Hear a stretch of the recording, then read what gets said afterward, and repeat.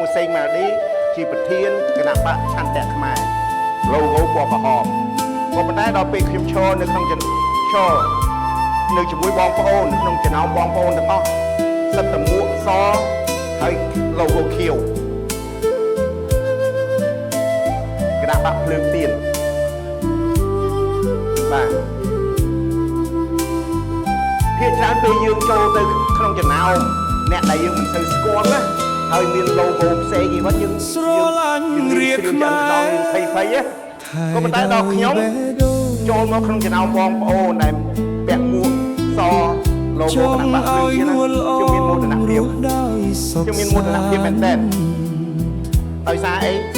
ដោយសារខ្ញុំស្គាល់បងប្អូនដោយសារពីមុនរយៈពេល28ឆ្នាំជិត30ឆ្នាំខ្ញុំក៏ពាក់មួកបងប្អូនដែរចឹងអ្វីដែលយើងមានន័យថាគណៈបកភ្លើងទៀនគណៈបកឆន្ទៈខ្មែរនេះជាគណៈបកមួយដោយសារមនុស្សដដែលហ្នឹងគ្រាន់តែពេលនេះយើងគ្រាន់តែដូរមួកយើងដូរស្លាក logo ទេក៏ប៉ុន្តែបេះដូងរបស់យើងនៅដដែលបាទអ្នកជាតបតៃខ្ញុំចាំកាលអ្នកប្រជាធិបតេយ្យ47 48ឆ្នាំមុនខ្ញុំជាជនភៀសខ្លួនខ្ញុំជាកម្មាធិបតីខ្ញុំចេញទៅសហរដ្ឋអាមេរិកកាលនោះអាយុទុំ14 15ឆ្នាំកំព្រាអត់មានម្ដាយឪពុកម្ដាយឪពុកភ្លើងទៀនភ្លឺក្នុងបេះដូងអាមេរិកព្រៀបថ្ងៃទី1គ្រាន់តែចុះពីលើយន្តហោះដាក់ជើងដល់ប្រទេសអាមេរិកព្រៀបខ្ញុំដឹងថាប្រទេសនោះមិនមែនប្រទេសខ្ញុំចាប់ផ្ដើមនឹកដល់ស្រុកខ្មែរចាប់ផ្ដើមតែខ្មែរស្មារតីមុតមកជាតិវិញ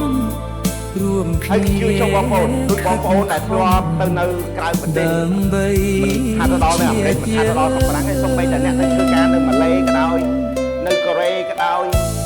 នៅថៃក៏ដោយទោះទៅដល់ណាក៏ដោយខ្មែរយើងចង់វិលត្រឡប់មកប្រទេសជាតិវិញជារឿងធម្មតាដោយសារអីដោយសារបេះដូងរបស់យើងយើងស្រឡាញ់ប្រទេសជាតិយើងចង់ចូលរួមកសាងប្រទេសជាតិយើងហើយអញ្ចឹងពេលខ្ញុំទៅដល់អាមេរិកនៅតូចក៏ប៉ុន្តែខ្ញុំខំខ្នះខ្នែងរៀនសូត្រខ្ញុំខំខ្នះខ្នែងបោកបក់មិនរងកើឡើយដើម្បីឲ្យ